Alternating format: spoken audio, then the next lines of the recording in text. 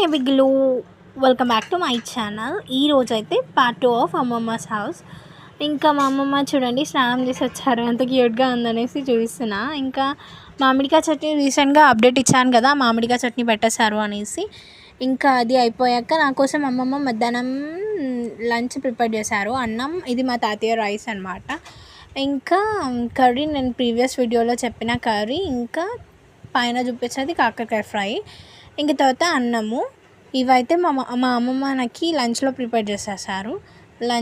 లంచ్లో ప్రిపేర్ చేశారు. మా అమ్మమ్మ బెస్ట్ చెఫ్ అనమాట.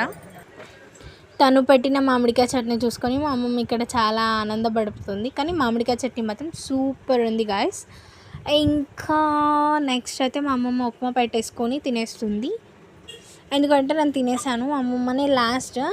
అనిపిస్తుంది Indian moms are very special అనేసి. ఎందుకంటే ప్రతి ఒక్కరు తిన్న తర్వాత వాళ్ళు తింటారు. ఇంకా మా అమ్మమ్మ కూర్చొని తింటుంది. ఇక్కడ మా తాతయ్య తినేసాడు, దీర్ఘంగా ఆలోచిస్తున్నాడు. ఇంకా నిద్ర వస్తుందేమో పడుకుంటున్నాడు.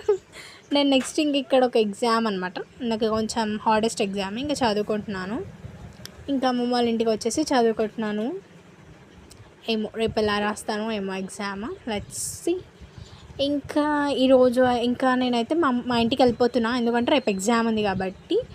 ఇంకా ఇక్కడైతే కనకాంబరం పువ్వులు చూడొచ్చు ఎన్ని ఉంటాయంటే. మా అమ్మ వాళ్ళ ఇంటికాడ ఎవరికి ఒప్పుకోలేక తెంపుకోరు, బట్ మా అమ్మమ్మ తెంపిస్తున్నారు. మా మమ్మీకి వెళ్ళడానికి వస్తుంది అనమాట. మా అత్తయ్య గారు ఊరికి వెళ్ళారు కదా, దట్స్ వై. ఇంకా ఈ పూలు ఇస్తున్నారు. మా మమ్మీకి తీసుకెళ్ళి ఊకో అమ్మ అనేసి.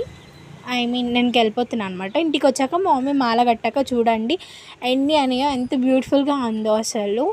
కనకాంబరం పూలు అంటే ఇష్టం ఉన్న వాళ్ళు కామెంట్ చేయండి.